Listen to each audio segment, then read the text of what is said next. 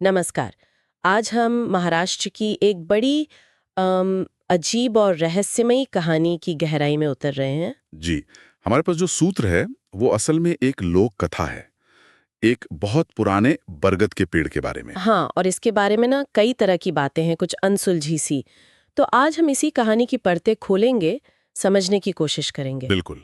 तो सोचिए जरा, महाराष्ट्र का एक गांव, शायद थोड़ा कटा हुआ सा, हम्म। और वहां है एक सदियों पुराना बरगद का पेड़, बहुत घना, जिसके नीचे दिन में भी अंधेरा सा रहता है। सही। और गांव वाले कहते हैं कि सूरज ढलने के बाद कोई उस पेड़ के पास नहीं जाता। हिम्मत नहीं करता कोई। हाँ, मानते हैं कि वो पेड़ फुसफुसाता है। फुसफुसाता है। और ये सिर्फ हवा की आवाज नहीं है ना। नहीं नहीं, कहानी में एक और परत है।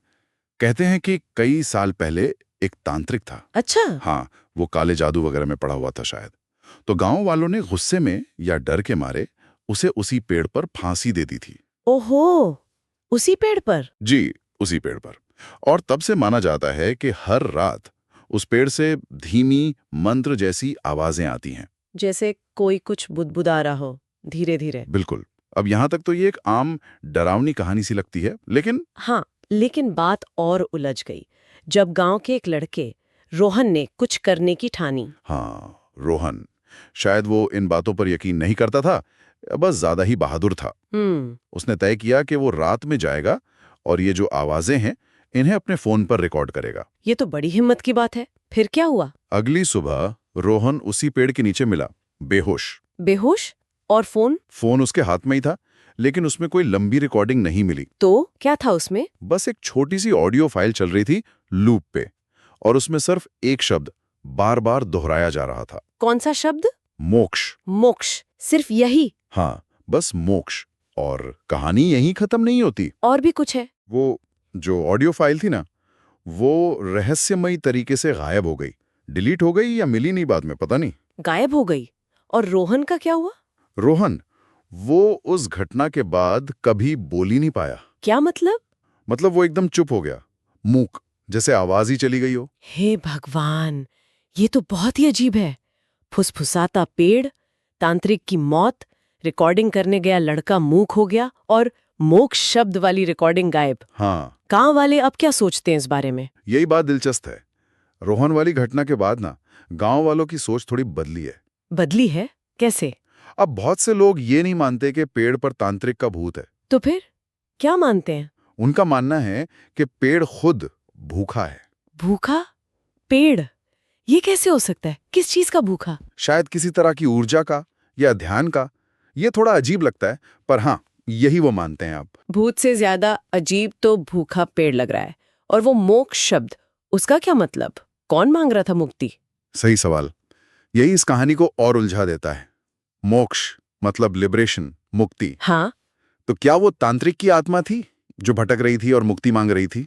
ये एक संभावना है। या फिर अगर हम माने कि पेड़ में ही किसी तरह की चेतना है, जैसे कुछ पुरानी कथाओं में होता है। हाँ, कई कहानियों में पेड़ों को जीवित मानते हैं। बिल्कुल।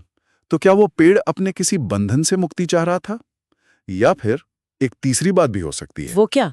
कि ये शब्द रोहन के अपने मन की उपज हो, उसके गहरे डर की या उसके अवचेतन की आवाज जो उस भयानक अनुभव में बाहर आ गई। मतलब ये मनोवैज्ञानिक भी हो सकता है, अलौकिक जरूरी नहीं। कि वो इतना डर गया कि उसके दिमाग ने ये शब्द बनाया और वो शॉक में चला गया। हाँ, बिल्कुल हो सकता है। डर, खासकर अज्ञात का डर, हमारे दिमाग पर बहुत गहरा असर डालता है। अब बरगद का पेड़ तो वैसे भी भारत में मतलब पवित्र भी मानते हैं और रहस्यमय भी। सही कहा। और तांत्रिक, काला जादू, ये सब चीजें डर और सामाजिक मान्यताओं को और गहरा कर देती हैं। और रोहन का चुप हो जाना, रिकॉर्डिंग का गायब होना, ये बातें कहानी को और पक्का कर देती हैं, है ना? चाहे वो सच हो या बाद में जुड़ गई हो। हाँ, ये कहानी को और रहस्यमयी बनाती हैं। और गांव वालों का ये मानना कि पेड़ भूखा है, ये भी शायद डर को एक नया रूप देना है। डर को काबू में करने का तरीका। हाँ, शायद भूत शायद ज्यादा अनियंत्रित लगता हो, भूखे पेड़ को शायद लगता हो कि किसी तरह शांत किया जा सकता है। ये दिखाता है कि समुदाय कैसे अनजान चीजों को समझाने के लिए अपनी कहानियां बनाते हैं। तो इन कहानियों का मकसद सिर्फ डराना नहीं होता। नहीं, इनका एक सामाजिक काम भी होता है, जैसे बच्चों को या बड़ों को भी रात में अनजान जगहों पर जाने से रोकना। हाँ, एक तरह की चेतावनी। जी। और ये समुदाय को एक साझा पहचान एक साझा रहस्य भी देती हैं।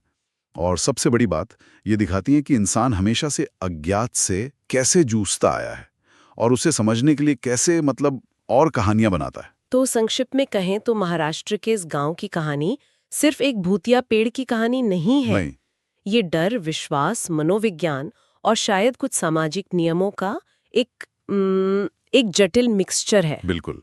रोहन का अनुभव, मोक्ष का रहस्य, ये सब मिलकर इसे एक ऐसी पहेली बनाते हैं जिसका कोई एक सीधा जवाब शायद है ही नहीं। सही। और ये हमें सोचने पर मजबूर करता है कि आज की दुनिया में, हमारी अपनी जिंदगी में ऐसी कौन सी फुसफुसाती चीजें हैं, जगहें, विचार, तकनीकें, जिनसे हम अनजाने में डरते हैं, और उनके बारे में हम खुद को या दूसरों को समझाने के लिए क्या कहानियां बना रहे हैं। शायद हर जमाने के अपने बोलने वाले पेड़ होते हैं। ये सोचने वाली बात है।